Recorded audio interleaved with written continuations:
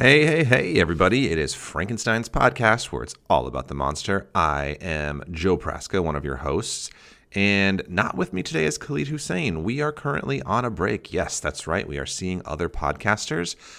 We will get back together, though, hopefully. Hope you hear me, Khalid.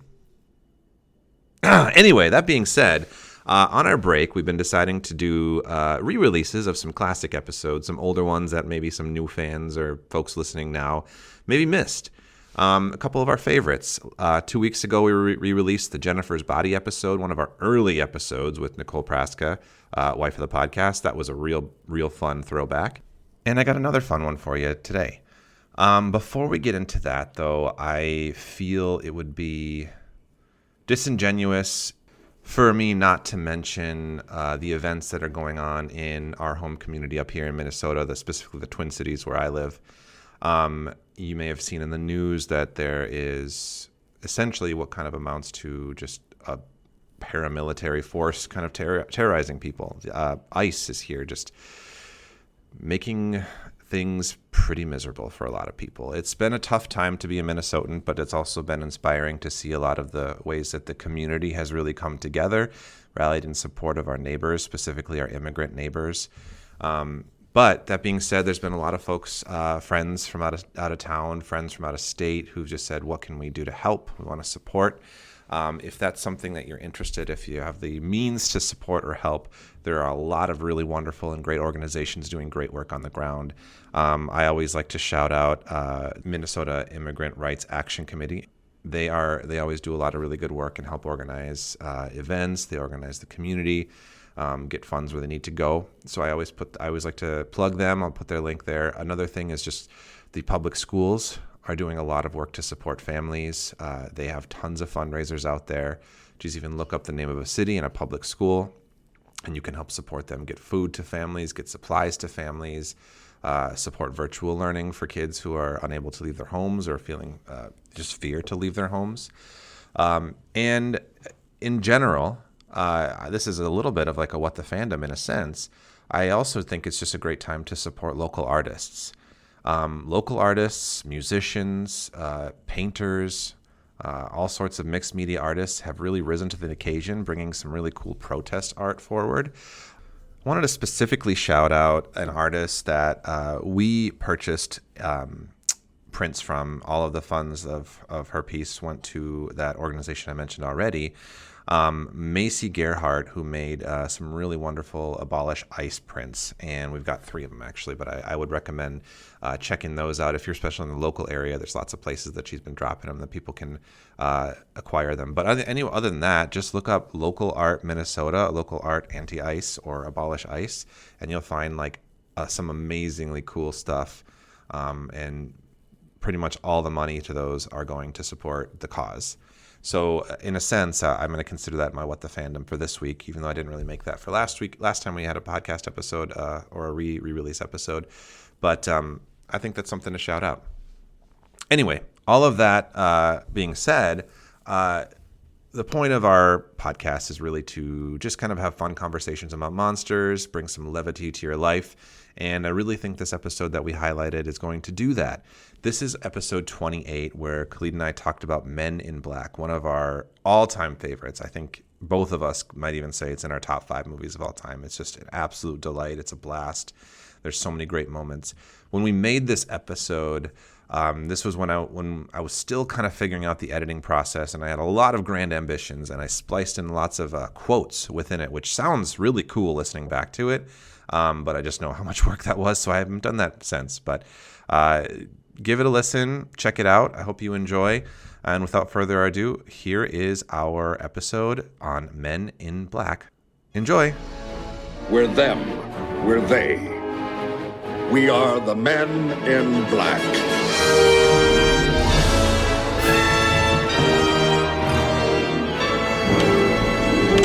You know what the difference is between you and me?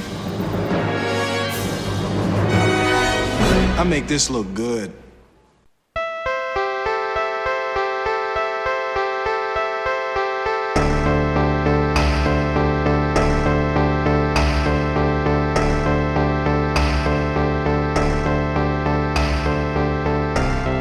Hey, everybody. Welcome to Frankenstein's podcast, a creature feature podcast about monsters and why we love them. I'm one of your hosts, Joe Praska. And I'm your other host, Joe. And I'm your other host, Khalil Hussein. You really are out of practice at this. That was smooth, I think. Right? Keep it in. Let him see how it goes. Let him see how the sausage gets made. We're all natural over here. Yeah, exactly. Yeah. Sausages. How's it going, Khalid? Yeah, it's going good, man. I honestly can't remember the last time we talked. So, been busy with work, but it's finally slowing down and I'm about to take like a month off to go home for some family stuff. And it feels good. I'm on the other side of the hard stuff. Yeah, it's fun to go home and see family. Guess who else is home for you? Who? Me. Yeah, you're home too. Yeah. Outside of my family, you're like number one on my list of places I got to stop on my welcome home tour every time. Are you willing to share why you're so busy? I recently submitted for the Sundance Episodic Lab, and I found out that I made it into the second round. So woo! Thank you. I spent the last few weeks just furiously with my writing partner putting together the pilot because we only had to submit 5 pages and a pitch on what it was to get into the second round. So for the second round, all they want is a pilot. So we had to come up with the other 50 pages. So that was challenging, but I did it. It's behind me. And now I get to spend the rest of the summer wondering if I got in or not. Hell yeah. Hell yeah. Do you hear me typing right now? No, I don't. My keyboard's really quiet. I'm updating our bio to put hosted by Joe Praska and Sundance finalist Khalid Hussein. Wow. Yeah, if that doesn't drive in the listeners, I don't know what will. But yeah, man, I've been good. Very, very grateful for the opportunity and very tired from trying to make sure I make the most of it. Hell yeah. Yeah, I get it. Tired is just kind of the way of life for us now, isn't it? Yeah, it just happened one day where it was I'm really tired, and then I just never stopped being tired again. It's kind of the norm. Being awake is whoa, what is this weird feeling? It's a stranger to me now. I would ask for its name if energy and alertness came to visit me. Apt. How are you? Anything new with you? How's are you back in person teaching yet? Been back for a little while. I'm actually teaching both, in person and distance learning at different parts of the day, and that's certainly an endeavor. I will say that. The new normal, if you will. Hopefully not, but yeah. But I mean, we got about a couple weeks, 4 weeks left until summer. I think I'm ready for a fresh start next year. But we're plugging through, and exhausted is also the norm for us up here. Yeah, no, yeah. I think it's going well. It's as well as can be expected with how things are run in this unfortunate country. We make it work. Yeah, we make it work. That should be the new slogan. It's the U.S. slogan. America, we make it work. I don't even know if it works. It works for us individually, but I don't know about America. It's like when your dad just frustratedly half fixes something, and he's like, "All right, it works enough." That's a better one. Yeah, it works enough. What are we talking about, dude? What am I so jazzed about today, and why are we talking about it on this episode versus any other, buddy? Should I sing the song? Yeah, I think you should. I don't want to force your hand, but I think you should. Wow, Wow West. Just kidding. It's not Wild West.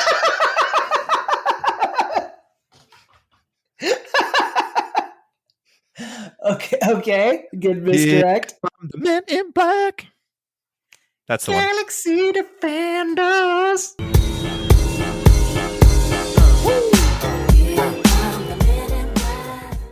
That is so catchy. I do in my head. It's funny that you did the Wild Wild West because I do get the songs conflated. I do too, all the time. I think it's because they convey about as much information about the movies that they're supposed to be about, and it is more or less the same song, right? It kind of is. I mean, it's that they're roughly the same era, and it was Will Smith leading man with kind of a more older, uptight white guy, and he made a song to go with it. Similar vibe. One was way more successful than the other, but similar vibes. I will say, obviously, Men in Black is the superior of the two movies, but it's actually tough for me to say which of the movie songs is better. Oh, that's a great point. Yeah. Well, I You mean, know? Wild Wild West might Well, be the most memorable part of this. The song might be the most memorable part of the movie. Might It's be. easily the best part of the movie. Yeah.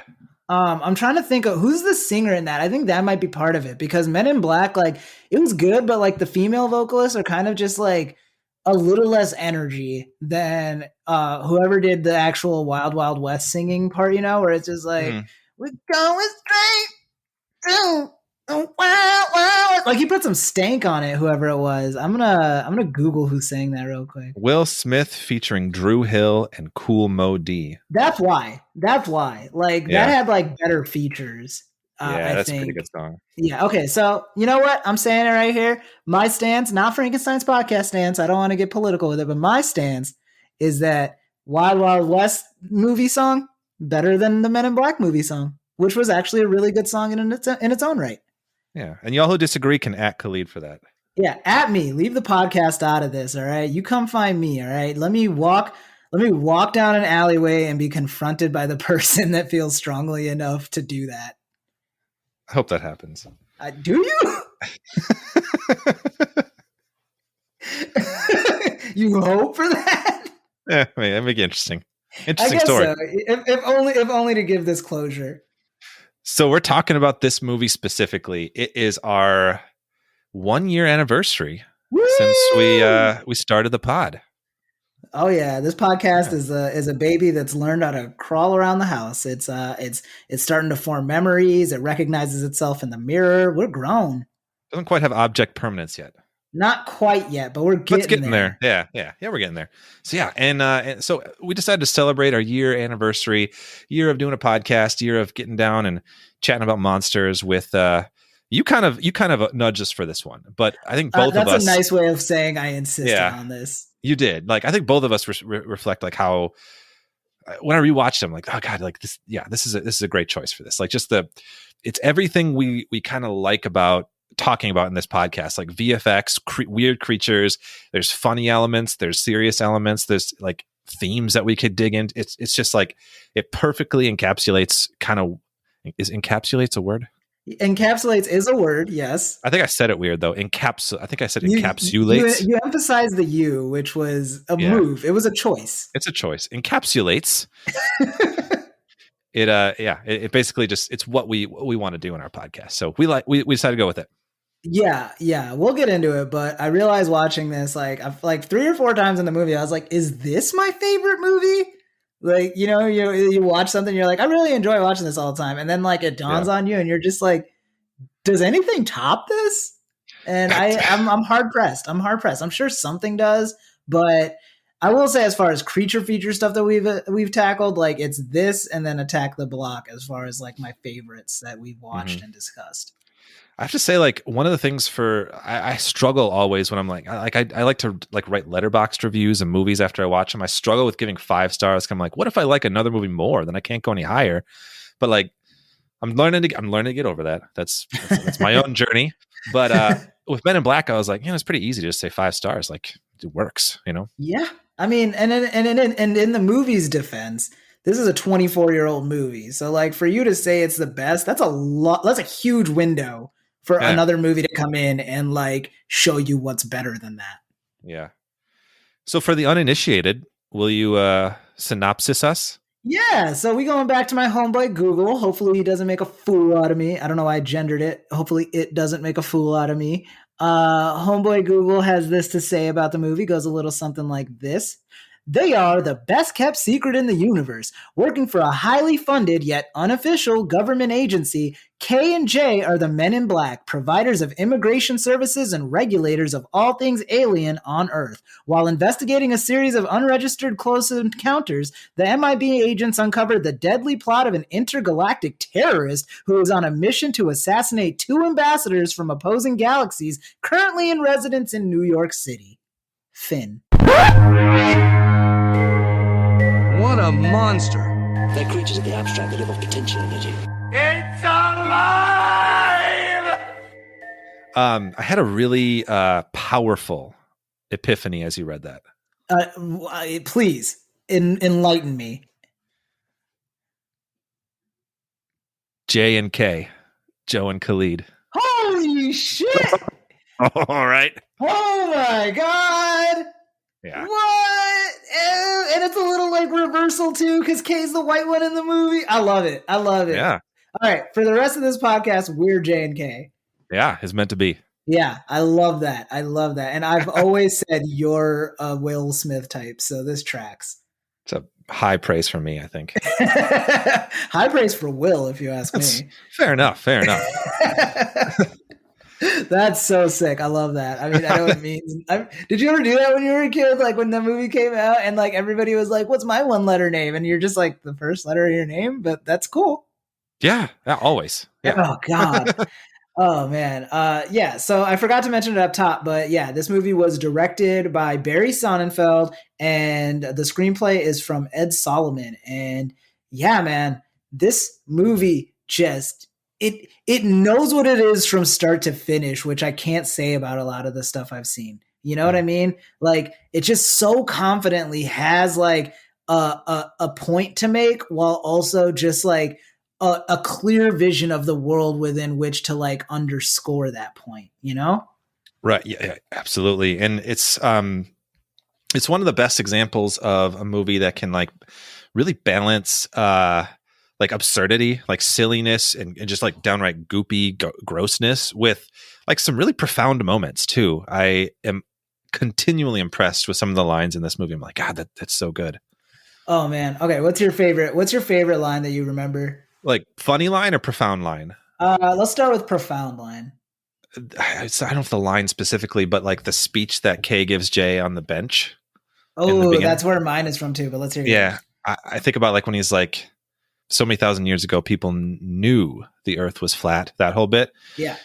1,500 years ago, everybody knew the earth was the center of the universe. 500 years ago, everybody knew the earth was flat. And 15 minutes ago, you knew that people were alone on this planet. Imagine what you'll know tomorrow. Ooh, that's a good one. I know that's a really good one. Mine is also a K line. It's so simple, but I've never been able to let it go since I heard it.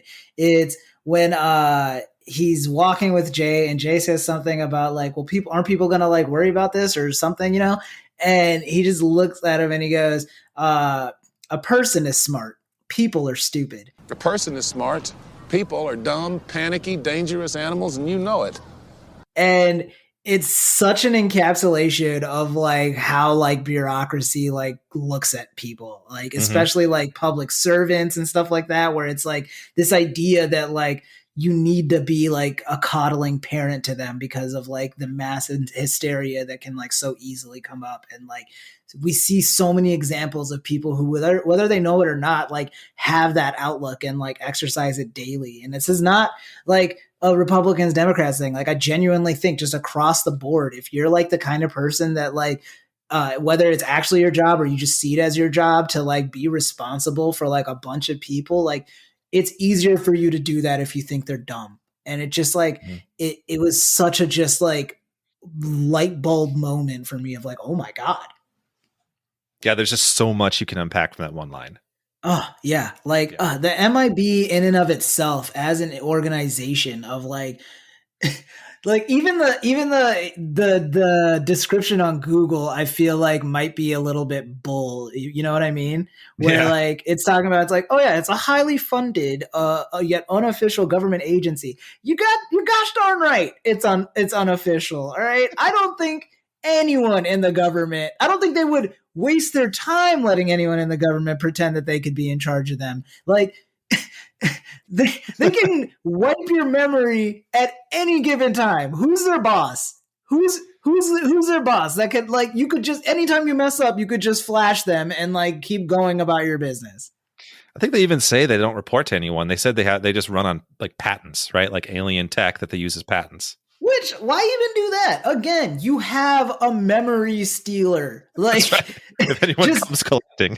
you have a memory stealer and laser guns. Go rob a bank and then tell them the bank blew up and then use that money and just do that over and over. Like, I don't like, I get it in the sense that like we have to see them as like the good guys and stuff like that. But like, I think one, I'm not like 8 anymore. So like, I don't have like the rose colored glasses of a child who just like takes all of this in stride, but also just like everything I've learned since then about government overreach and like what people will do if you like, they have no one to answer to. Like, I just find it even harder to believe that they would go through like the song and dance of like selling alien text for patents and stuff like that. Like it just feels like an extra step when you can control the world with just the memory eraser.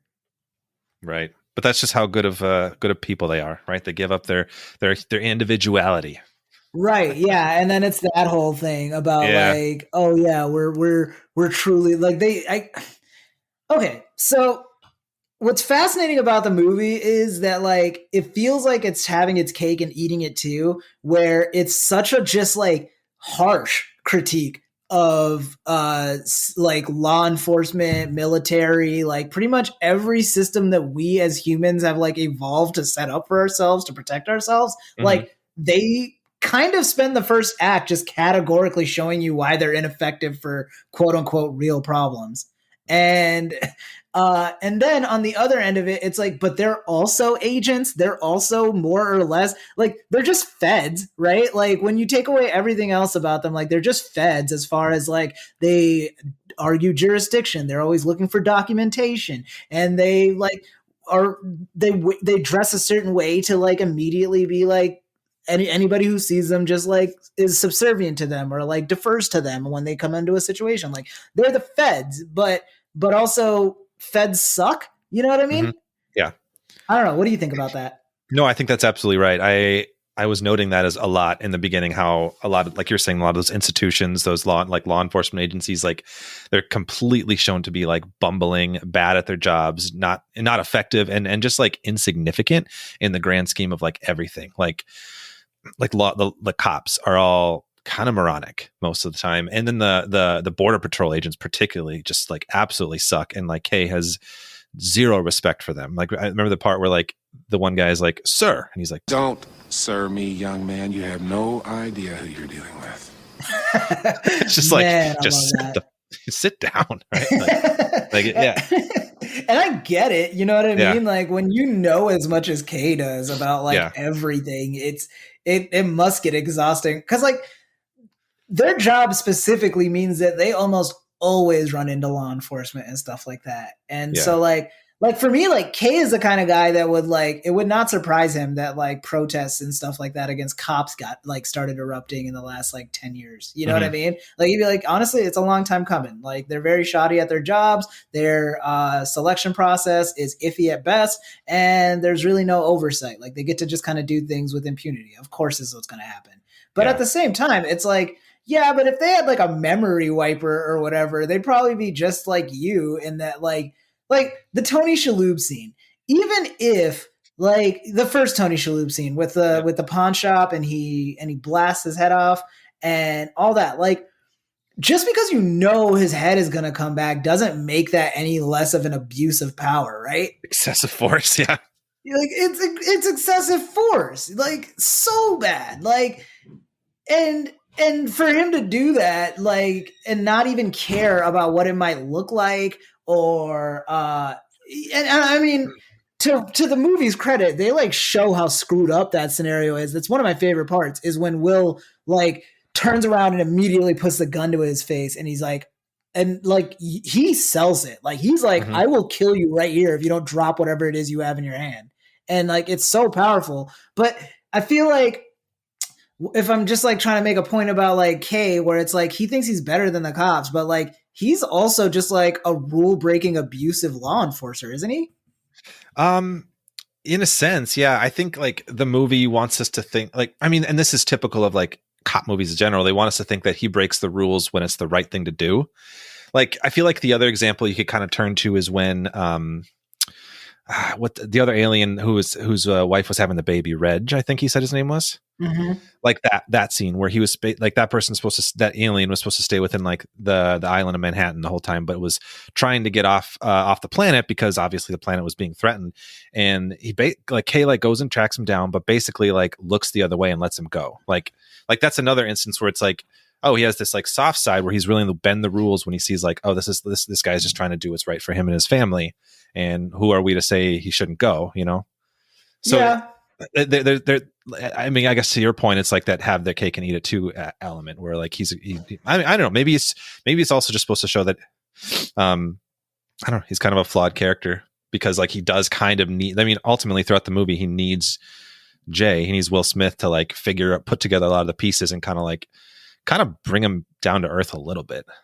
Yeah, I agree. Like, I think that like, and I mean, this isn't like some inspired thing that I'm about to say. It's just that I think that Kay as a character is supposed to be so jaded about the process and wondering, because every time Will is like, this is a catastrophe, Kay just kind of shuts him down and he's like, there's always some alien that's gonna attack us. You know, like it's like heavily implied that like Kay has gone on like so many adventures and like had his own like franchise of like trying to do what Will does, where it's like, I'm gonna be the swashbuckling space pirate and I'm gonna stop the threats that come from my planet.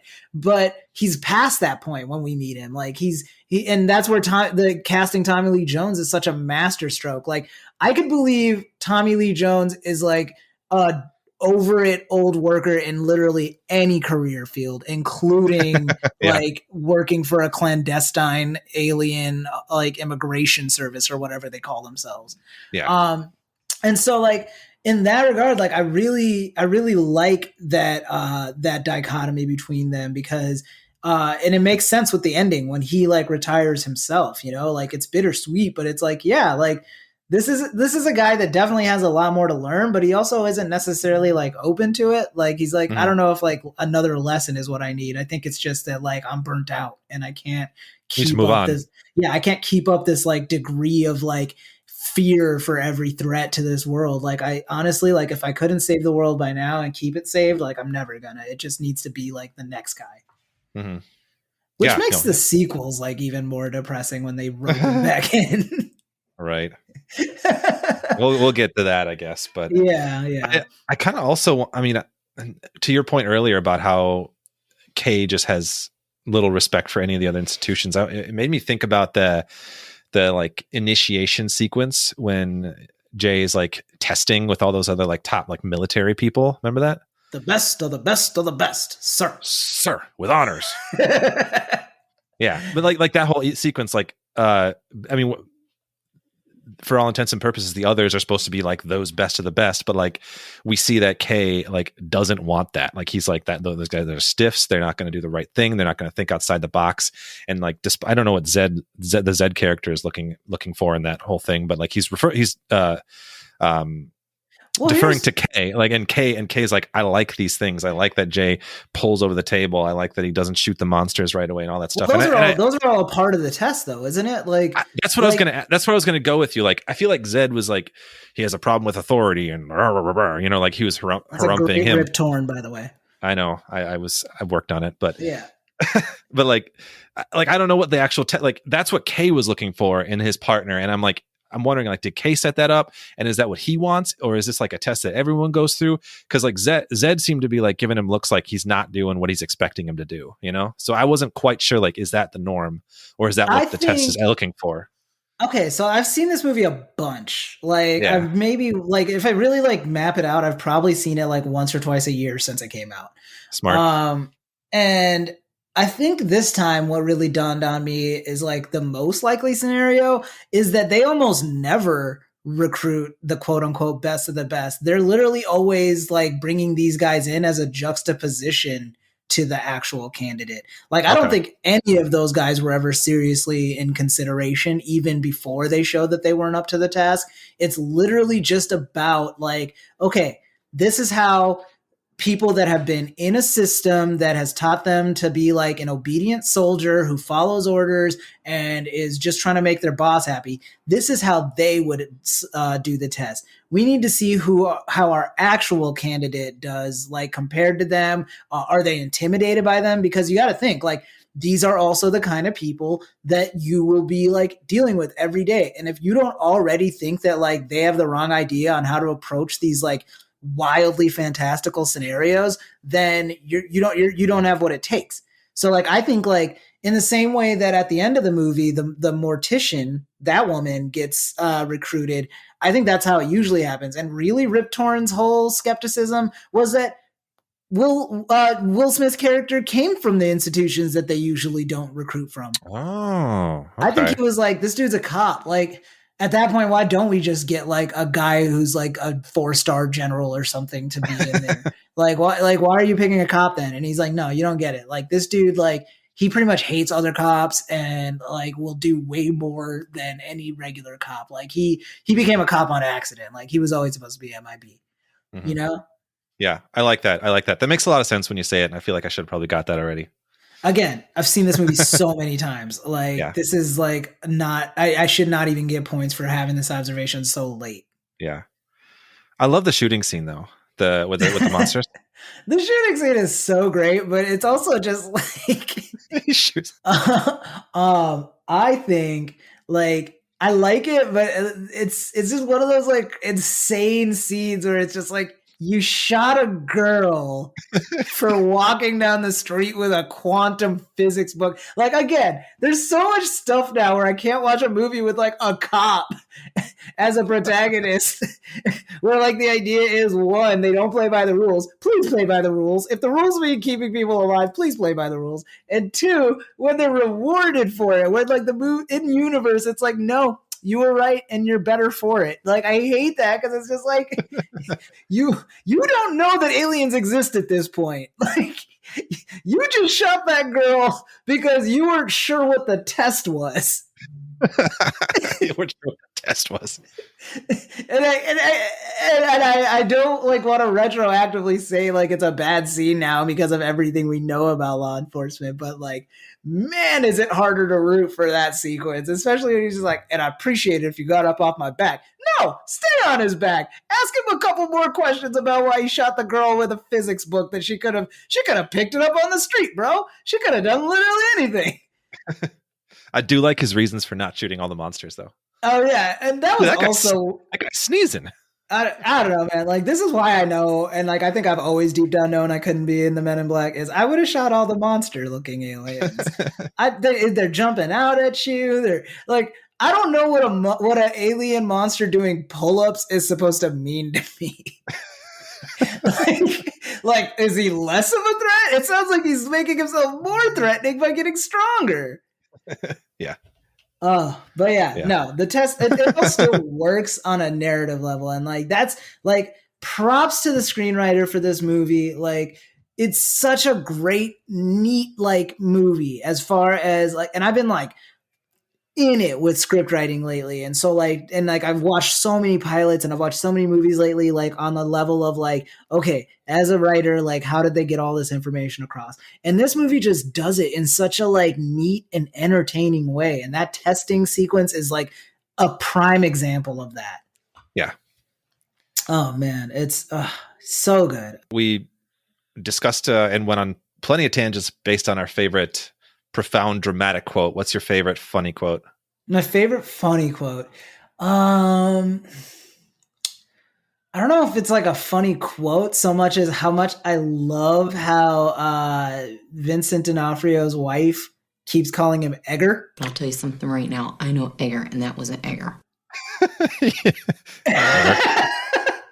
It never stops being so funny to me how she says it. It's like, it's just like such a specific like accent and nuance to it. And like, she doesn't say any other word weird, even with her accent. It's literally just Edgar. And it just, and it kills me. And it's like, she is such a like indelible, like memorable character because of those like little touches for me. Yeah, that's a great point. What about you? when I was a kid, I don't find this necessarily as funny now, but I just always remember this line because as a kid, for some reason I always said it. But the line where he's like, "That's what the little dude inside the big dude's head said." I don't know why. It always used to crack me up as a kid. Like the galaxy is in Orion's belt. But that whole sequence too, like that whole sequence is great to me. I laugh so much. Like when he's like reaching into the body with her and like, yeah. What do you notice? Yeah, everything looks fine. Yeah, everything looks good. Doctor, everything's missing. Yeah, I mean, aside from that, like, there's no pieces. Okay, you feel that? Where the caloric junction would be? Push it aside.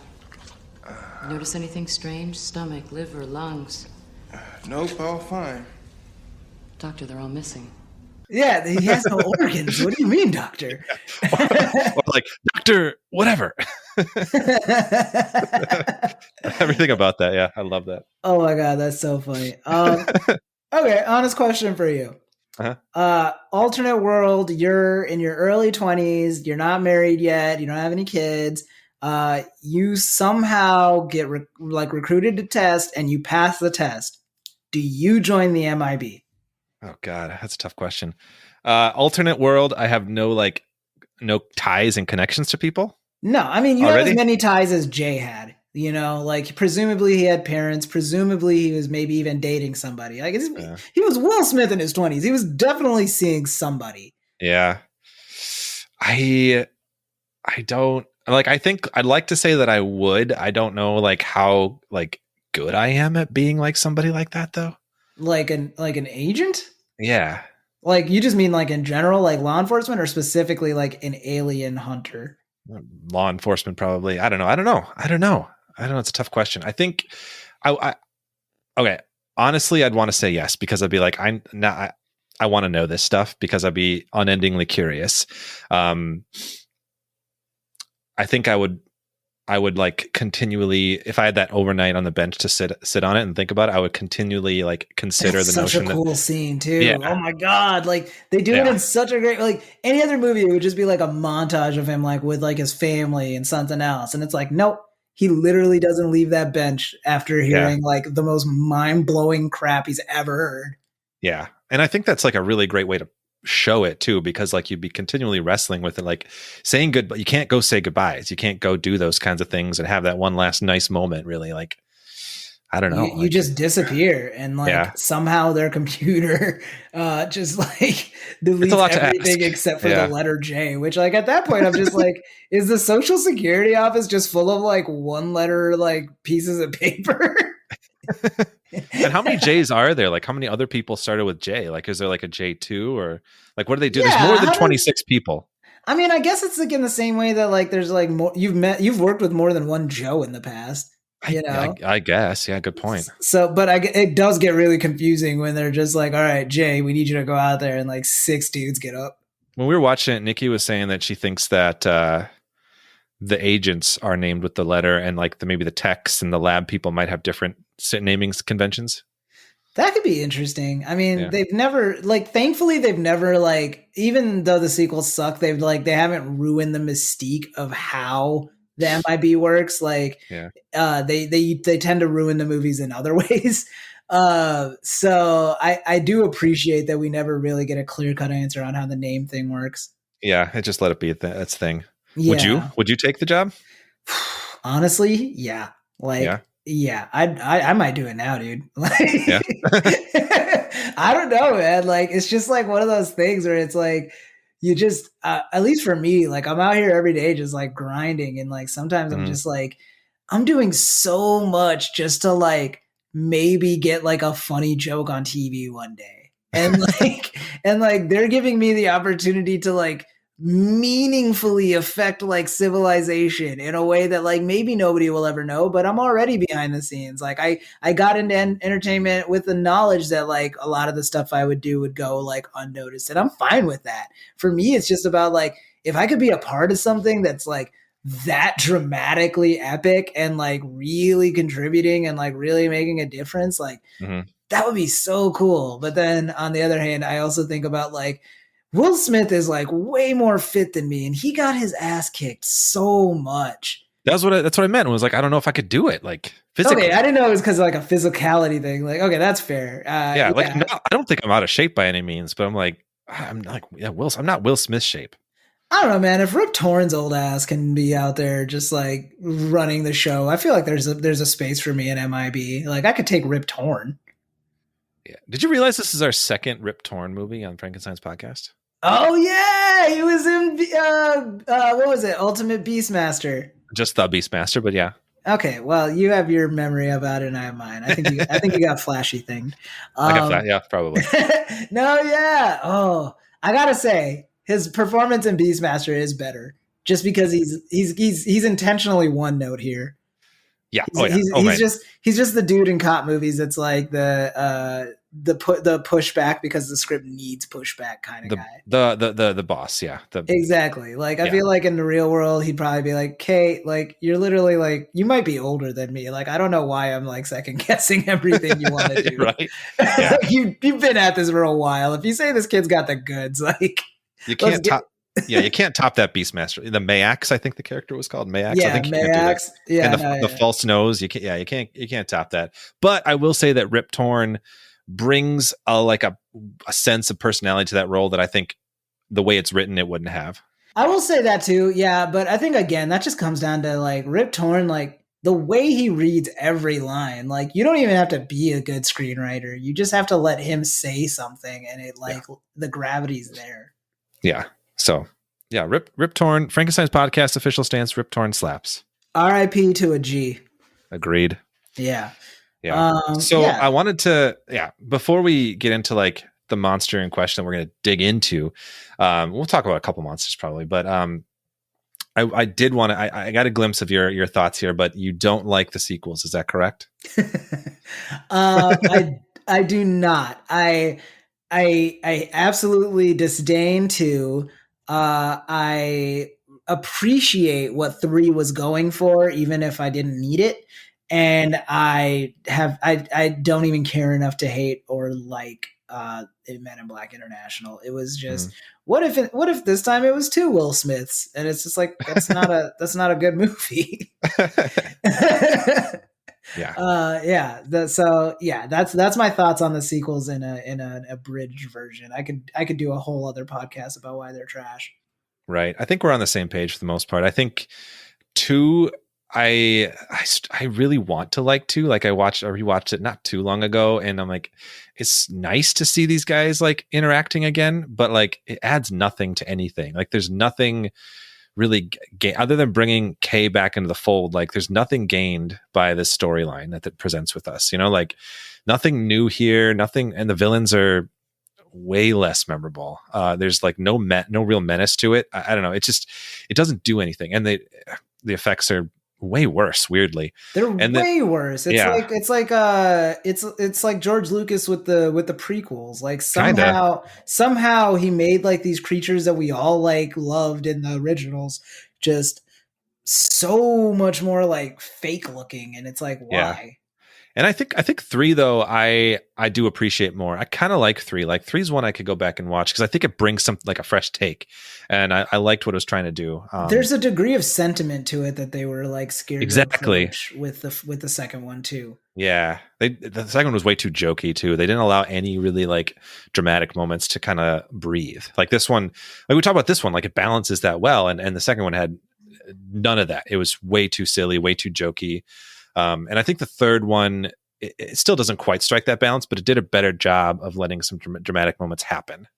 Yeah, exactly. And I think, again, like a big part of that is like Will Smith became like way more of like a deciding factor in the following 2 movies. And I think that he had an idea of what his brand was and wanted to stick to that more than he wanted to like be in like a role that might challenge him. Like, I think if like, I don't know, like, I don't even know what a good sequel to Men in Black would look like, but like, I know that the thing that I missed was like that grit and like that like depressing realism that they put in the first one that they just didn't feel like they needed to come back to. Everything about the sequels is like Men in Black International included, is like so polished and so sleek. And like, yeah, MIB headquarters was like polished and sleek, but like when they go back out into the world, like it's grimy, like the wallpaper's gross, and like Tony Shalhoub is sweaty, and like everything's like oozy, and like, I don't know, there was like a degree of realness to that, you know what I mean? Outside of like just like some big budget studio picture, like there was this like grungy horror element that they were playing with.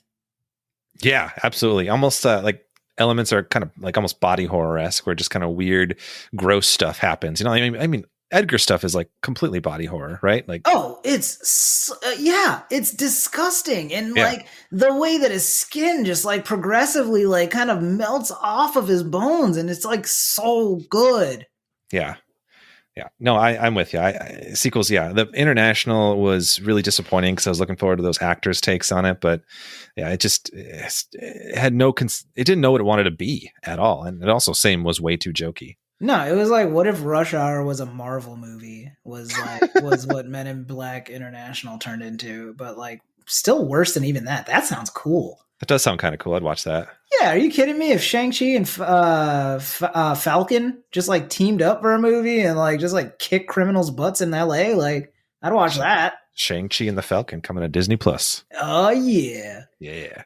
No, yeah, I don't know that we're gonna say like anything new on the topic other than like the sequels are bad, like a lot of sequels are, and it's just really depressing because they had such a good template to go off of.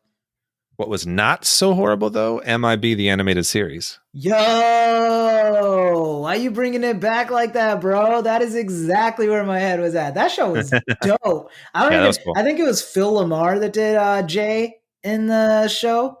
I might be surprised. Like he did so much. He did so much, but that was so cool. And I really think that like I'm glad you brought it up, because I think that's the way to make like Men in Black relevant in the modern day is to make it a series. Yeah, like just the kind of like the episodes of the week, different little adventures they get into.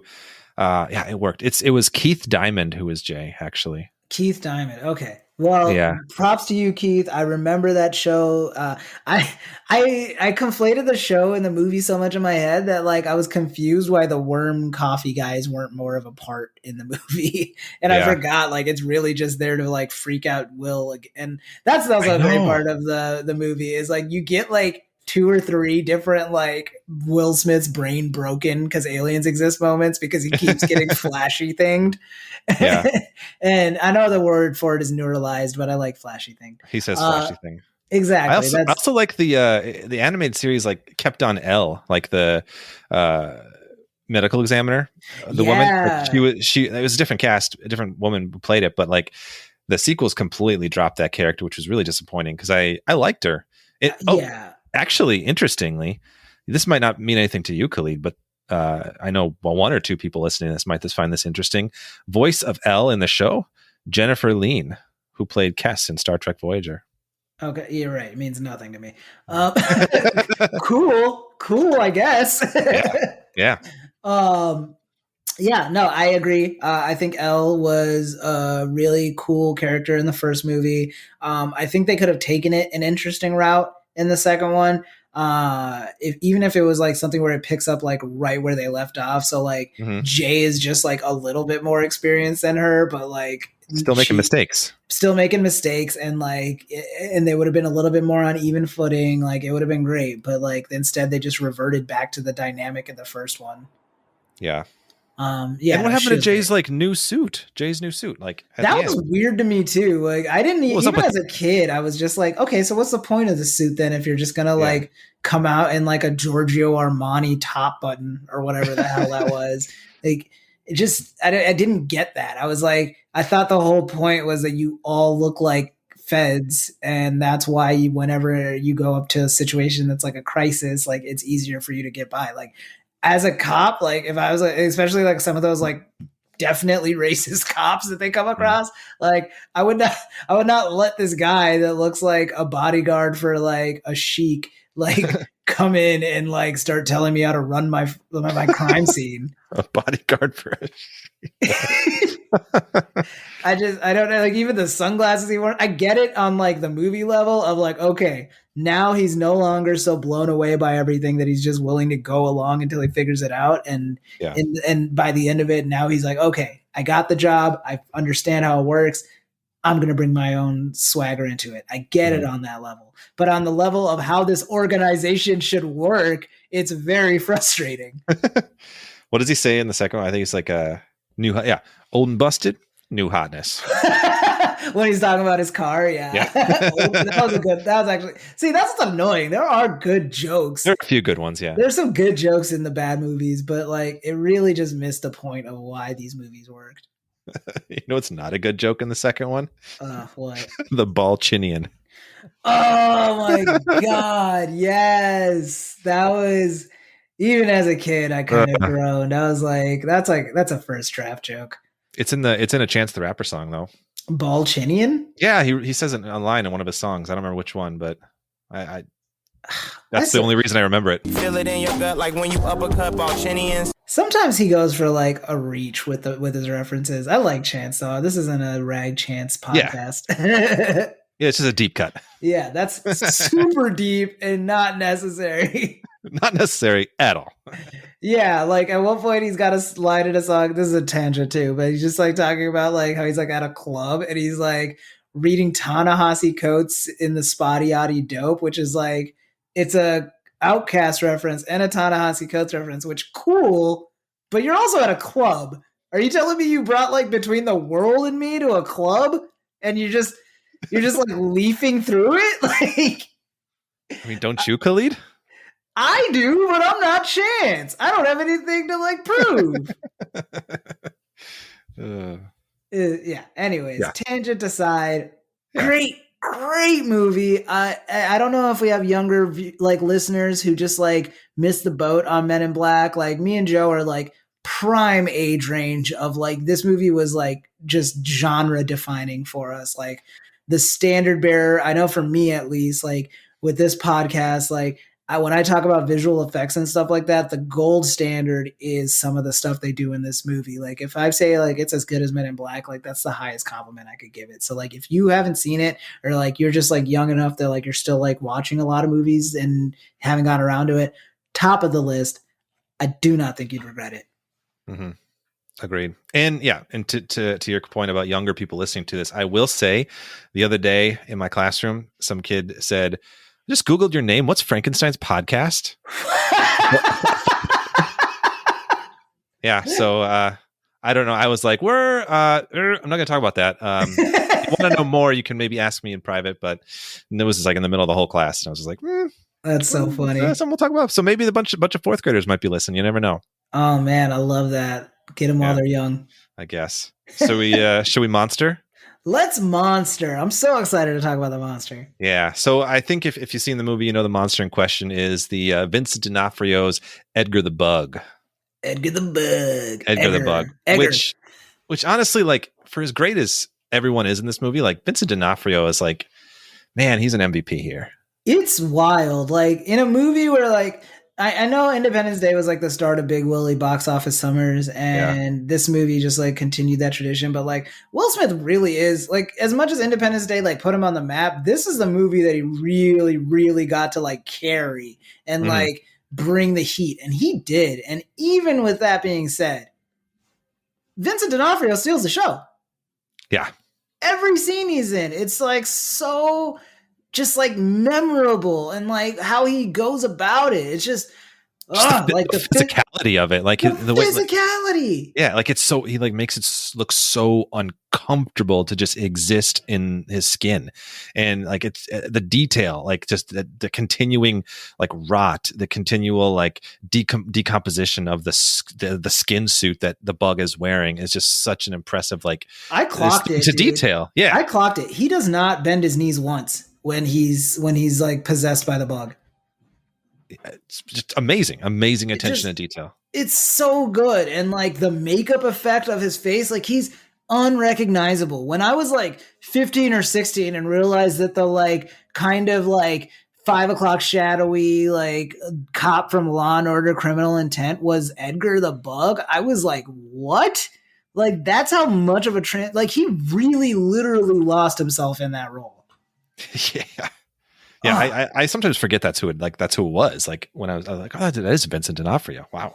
And I mean, again, like a lot of us probably know him now from like his role in Daredevil as Kingpin, which is another just like standout role. Like this guy just, what he brings to a character is so indefinable for me, at least. You know what I mean? Like, I know I think I used gravitas when I was talking about Rip Torn, but I mean it even more for Vincent D'Onofrio. Like, it's just so he just imprints on you. Like he leaves such a lasting impression whenever he enters a scene. Yeah. So I got some interesting stuff that I researched about. Like I got some stuff about the bug, the bug creature, as well as Vincent D'Onofrio, like makeup and prosthetics himself. So I don't know if you knew. Did you go into much detail? You might not have known this, but Rick Baker was in charge of the VFX. Rick Baker, who did Werewolf in London. Oh, no kidding. Yeah. Now we're starting to like get connections to these other movies, which is kind of fun. Yeah. But Rick Baker talks about how he actually had a blast on this movie because he got to do like a little bit that he's done for like every movie. He's got to do like some like makeup, some like prosthetics, some like puppetry, some like CGI bits. So he like got to like, this movie has it all in terms of like different VFX, but specific to Vincent D'Onofrio, I found an interview with Rick Baker, and he says, I started out by learning how much abuse Vincent can take. He had incredibly loose skin that he can move all around, which is great. And he had no problem with us stretching and pulling him and then gluing him down in weird places. We attached silk to his face, very much like you do with temporary facelifts on actors and actresses to make them look younger, and ran the thread up through silicone paste to a handle so that he could actually pull back his own skin. That was his actual skin? Part of it was they attached like gelatin appliances to him, different neck pieces and stuff to do that.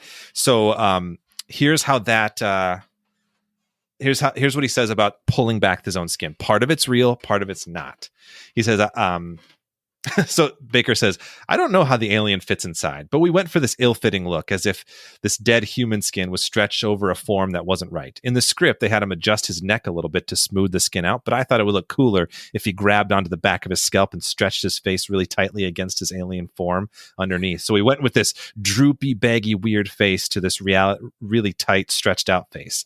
The elaborate effect was, and this is the end quote, the elaborate effect was like, accomplished with a shot of the actor in makeup that digitally transitioned into like a puppet head, thanks to like a warping effect that Industrial Lights and Magic kind of perfected.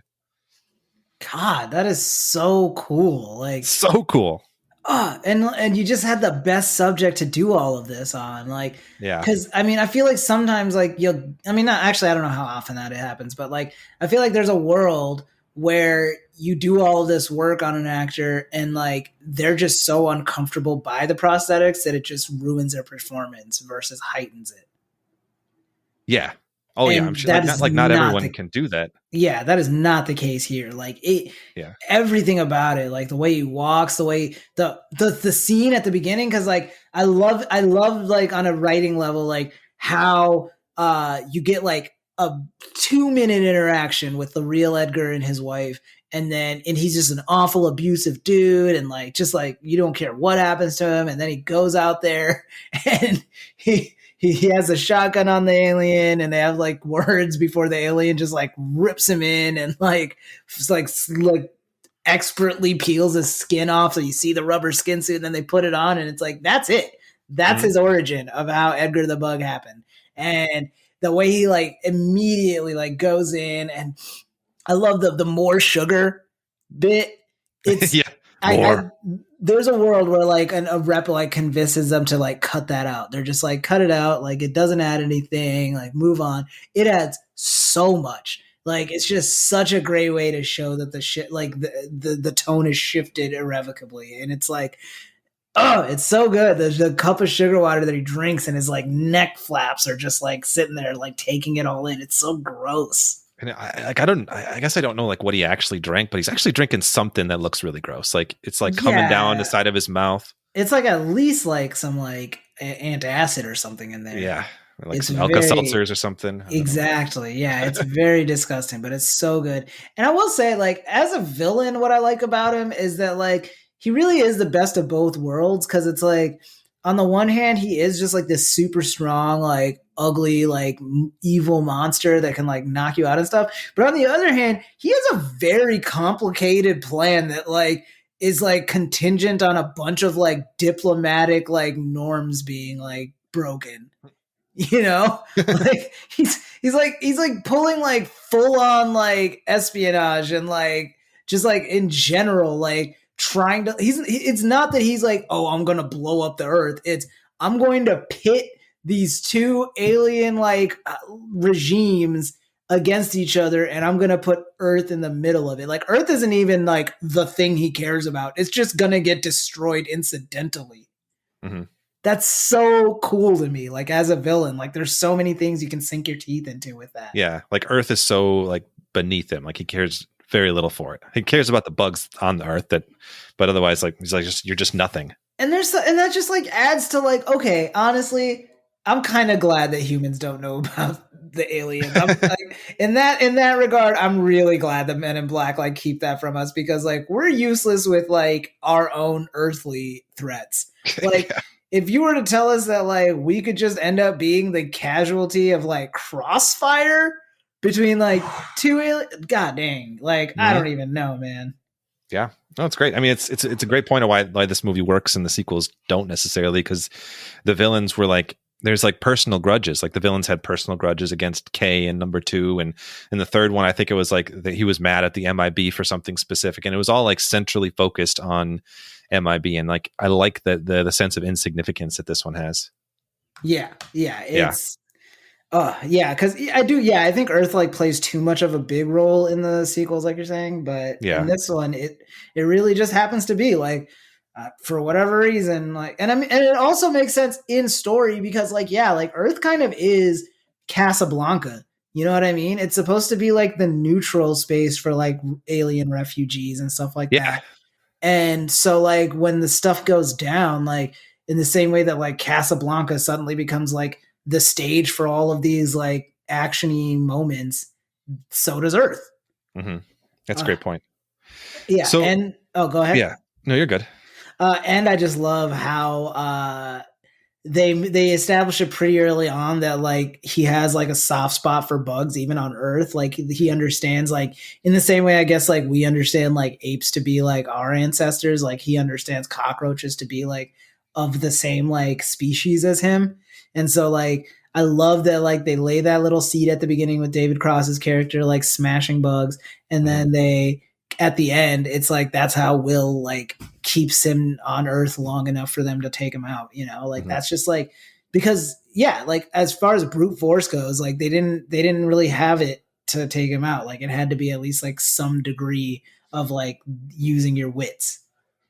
Yeah. And it's something one of those annoying soldier guys in the test room would have never thought of. Absolutely. Some background on the Edgar the Bug character is actually inspired by the insect-like aliens, which were the central focus of one of the early issues of the Men in Black comic book. But they kind of took that in a different direction. There's a cool like feature I found on I was watching this on Blu-ray that called like Creatures Concept to Completion, where you got to see early concept art of the creatures and see like how it kind of transformed. He was actually at first like more crab-like. Then they kind of went with like kind of a praying mantis look, and then more and more alien, and then kind of came back to this more cockroachy type creature with a wasp-like head, which I kind of liked. But here's the thing. I wanted to get back to this because you said you were talking about the ending. The final creature, they actually went with the mantis-like one at first. They made a full-on animatronic puppet that Rick Baker put together. And it was like a praying mantis that walked on 2 legs with like a bird kind of face. Yeah. But it was limited. They couldn't do that much with it. So the ending was pretty low key, and they were just kind of going to banter with him and then blow him away with like their guns, and that was it. But then I'm sure the director decided like we need to do something more climactic here, and then so they decided well we got to kind of play around with some more CGI effects to make it more of a battle, put some more action fight scenes into it. So that's kind of where this newer kind of model of the cockroach wasp type creature came into play. Wow. Yeah, I think that's pretty interesting. What do you think of the design? When he's like full on monster. Full on monster, yeah. I liked it. I mean, it's cartoonish, but like they've also set the precedent that a lot of these aliens, like to us, would look cartoonish. But what they do well is they keep it at night when you see them fully extended and stuff like that. So you don't have to see like where the fake elements might be a little bit more stark if he was in broad daylight. And then I don't know, like it's just the scale is just enough that it's not like it's not a kaiju that like, yeah, you're screwed. It's just like a 9 to 10 foot tall, like super strong monster, which is still not great, but like, I don't know. I feel like Buffy and like all those shows like already helped me wrap my head around like there's still ways to take that down. Absolutely. Yeah, I'm with you. I think it's cool. I think it works well. Like the CGI is good enough that I feel like I'm not continually looking at it and be like, oh, it looks bad. But like I think that you're right. The night aspect helps a lot. And I feel like they show just enough and like they don't, zoom in just close enough to kind of make it feel like it fits with the whole movie, which is a lot of practical effects. Like the aliens all are kind of goofy looking, but I just feel like it does fit in that world really well. So yeah, I like that. Like it again, we shouldn't probably hold it to the sequels, but it works so much better than the Johnny Knoxville with like the guys with the head in his backpack, the second head, like so fake. And also I was it just like, looks so bad. Or when the woman has like the plant stuff coming out of her hands, like it just looks so bad. And like this, and I know it's CGI, but it looks good. It works. And like the design, like you can tell there was like a point to the design. It was intentional, and it came together to like, just feel good. It feels good in the moment. Yeah, no. Yeah. And yeah, I just echo your sentiments. It works so much better than the sequels, like the slime, the texture to it. And they kind of save it for the climax. So it's more meaningful when he busts out of the skin suit. You know what I mean? Like building to it the whole time. Up until then, like even this monster who like is still more or less reckless, like he commits like murder in a crowded restaurant and then like tries to roll a spaceship into his trunk. Like he's not like that discreet, but even he understands like I can't just like go full monster mode the first time I see trouble. Yeah, absolutely. I mean, all points to why this is a 5-star movie. 5-star, unimpeachable. I don't think, short of like Tommy Lee Jones getting canceled, I don't see how this movie stops like holding like a place in my heart. Do you know that Edgar the Bug's twin, apparently, as well as I believe the queen of the species, did appear in an animated series? Really? Yeah. Although this is weird. I don't know if this works, but apparently the twin's name is Edwin, which I think is odd because it's only Edgar because that was the farmer's name. So I don't know why the twin's name would be Edwin. Yeah. Like, are they implying that Edgar is the name of the monster too? And it's the coincidence that he embodied an Edgar? It was. I mean, maybe he was planning where he would crash. He's like looking for Edgars. I don't know. I think it would make more sense if like his twin just like took over somebody who happened to be named Edwin. Like I think that's also silly, but less so. That could be the case. I haven't watched that episode. I just saw that in like a footnote somewhere. Fascinating. Yeah, absolutely fascinating. You know what else is fascinating, Khalid? I do, but what? Bears are fascinating. You don't say. I do say. Does MIB pass the 4 bears test? Oh, buddy. This one passes the 4 bears test for sure. Okay. It passes the 4 bears test if the 4 bears had a plan to destabilize 2 alien countries or planets or whatever. But yes, I don't know though, because I guess, okay, like as far as in terms of like the threat that he poses, like on a strength level, it's straightforward, a pass for the 4 bears test. But it's also not the kind of problem that like Men in Black would be in charge of. If like it was 4 bears on a rampage, it would go to animal control first, I guess. So like that's where I'm like a little bit conflicted. Like you wouldn't call in the Men in Black to fight 4 bears because that's below their pay grade. Which I don't know. What do you think? So so take it this way. So think about just the final fight. Yes. And like if it was just Will Smith, Tommy Lee Jones fighting 4 bears, would the threat be the same? 100% yes. Because even with your laser beams and stuff like that, it's still 4 bears. and bears are faster than most people give them credit for. Yeah. So yeah, I think it's a good point. It's a pass. Yeah. Yeah, I think so too. It's a pass. Yes, because this movie's so great, it even passes my stupid test. Yeah. And I want to, on that note, I want to make a little plug here. If y'all haven't go over to our subreddit, Frankensteins.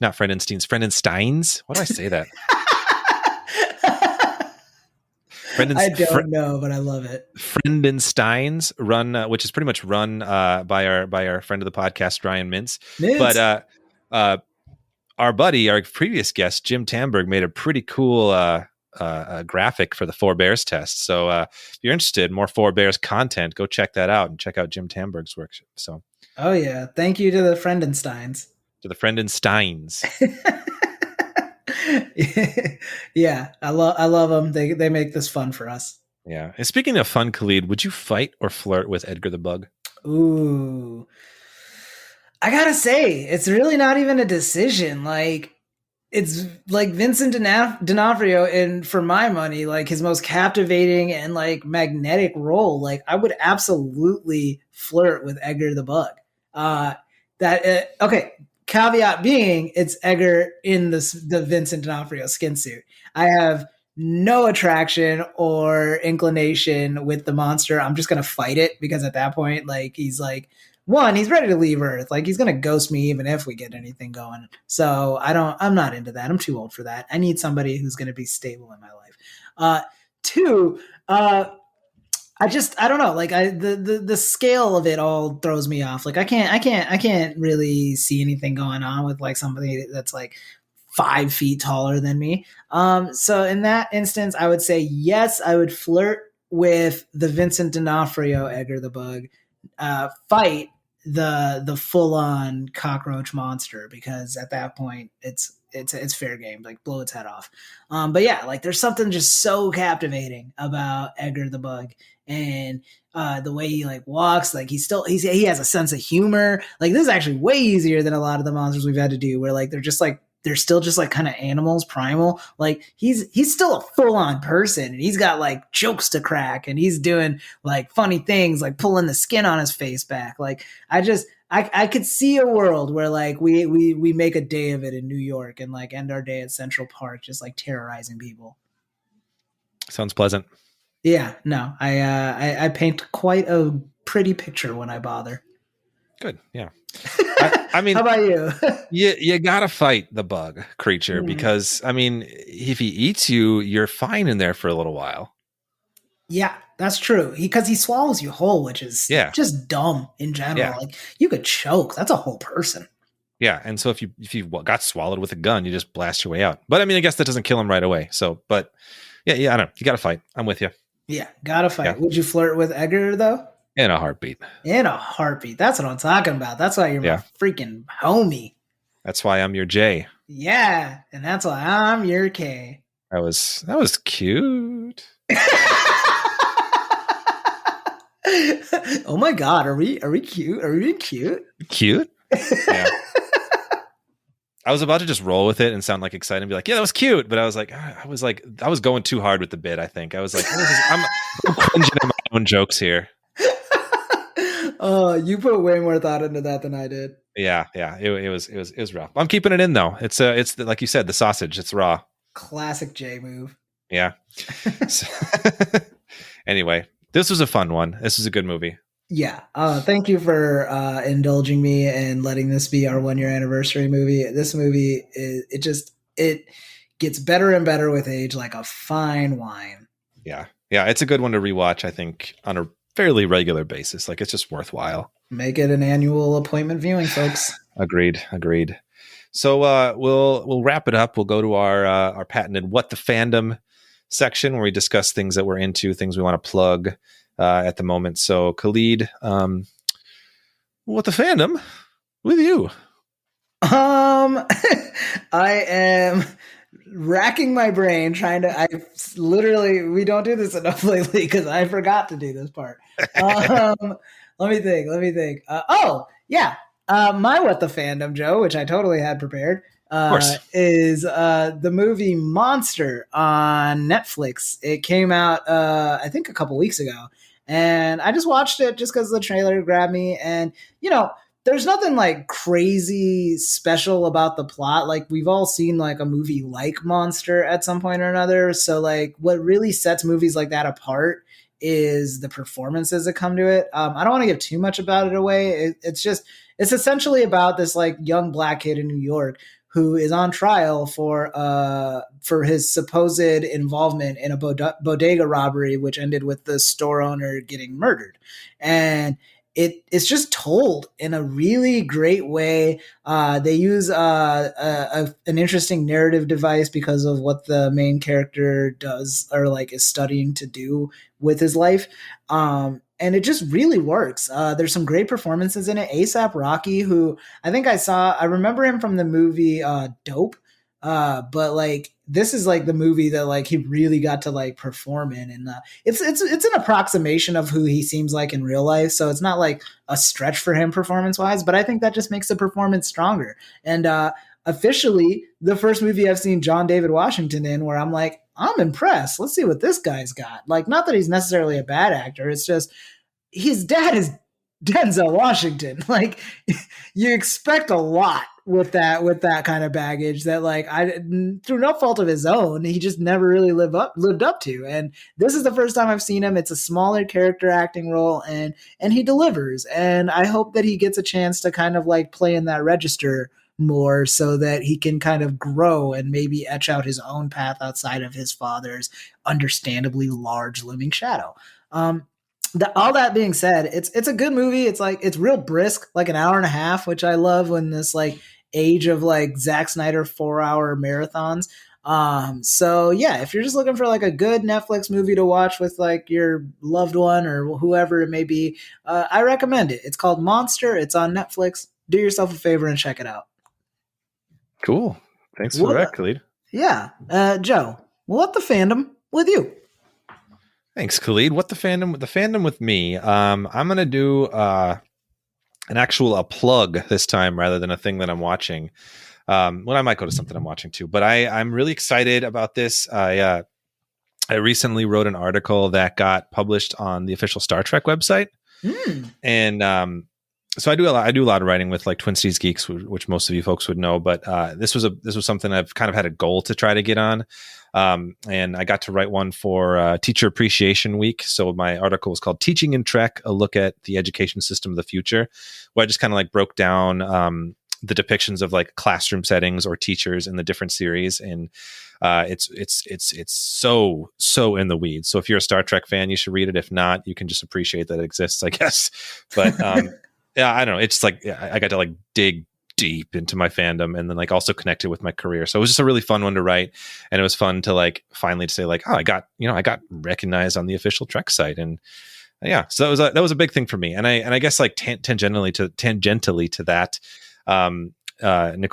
Nikki and I have been watching lots of Star Trek like we always do, but we're almost wrapping up the final season of Star Trek Enterprise, which is kind of the oft forgotten, sometimes maligned series, the one with Scott Bakula, and we're absolutely loving it. Like, took a little bit to get into it. Like it's like I'd say it's overly horny for a Star Trek show, which is kind of funny. Yeah, it's trying to do some things that didn't quite work, but just like, oh man, there are some really shining moments though. It's really cool. Getting to the final season, I'm really digging it. So if you're a Trek fan or a casual fan and slept on Enterprise, you should watch it. So those are my fandoms. Yeah, that's awesome. Congratulations to you on your piece. I know you've been super excited. We've been talking about that. I'm very proud of you for that. And also, I think that the very horny criticism is actually a selling point. And there you go. You might have won me over on that now, because like you had me at Scott Bakula. You kept me with horny. It's on Netflix. Give it a watch. It's only 4 seasons. I just might, a little steamy Bakula in space action. He wears some pretty tight underwear quite a bit. I'll have what he's having. Yeah. Which I guess in that instance is tight underwear. Oh yeah. Awesome. Yeah. All right. Well, thank you guys for listening to our 1-year special. Joe, I want to say personally, this has been a great way to ride out one of the weirdest years of my life. Absolutely. And yeah, just in general, man, it's a real pleasure to be able to like indulge the fandom like this and really see you just like go off into the world of like what they do with effects and stuff like that and come report back about it. It's super cool and interesting, and I can't wait to see what we talk about next year. Probably Wild Wild West at this rate. You got it. There's like a mechanical spider, so I think it counts. Yeah, no, mechanical count. Yeah, mechanical spider counts. If we're going to eventually do Terminator, that counts. It counts, yeah. Anyways, likewise. I have to agree with you, Khalid. It's been a pleasure. I'm really excited to one day people come to be like, oh, that guy who got into Sundance and his friend have a podcast. Yeah, exactly. Yeah. I'm exclusively going by the Sundance Kid from now on. Pretty much. So it's gonna be a thing. Yeah, exactly. No, thank you, but no, this is just fun, and I look forward to more silly Four Bears tests and everything else that comes with this show. Yeah, we're gonna keep going. This is not just a pandemic project. We're gonna keep going. Oh no, yeah, the pandemic may have started us, but it does not define us. Exactly. Yeah. So yeah, thank you guys for listening for a year now and just enjoying the silly things that come out of our brains and mouths. Yeah. But next week or next episode, I'm pulling a Joe here. Next episode, what are we talking about, Joe? Next episode, we'll be talking to a special guest, and we're going to be discussing a new improv series on Twitch, a monster hunting improv series called Slay, and we'll be talking to one of the leads in creating that program, and it's a different corner of pop culture, which I haven't talked about for a while. So I'm really excited about that. We're going to be at like a hexagon, maybe. I don't know. I think I'd have lost track of count. Up to hexagon already? I think we're at hexagon probably. I'll have to do some math on the off week here and get back to you on that one. But yeah, it's a new corner. I think it'll be a lot of fun. And then we have a couple other episodes mapped out after that. So I think y'all have some fun monster chats to look forward to. It's going to be a monstery summer, y'all. Yeah. And as usual, please rate and subscribe on whatever podcast platform you use. If you leave us a 5-star review, we would be so grateful. We might even read what you have to say if it's nice enough. But yeah, just keep listening, keep being groovy. And until next time, creep it easy.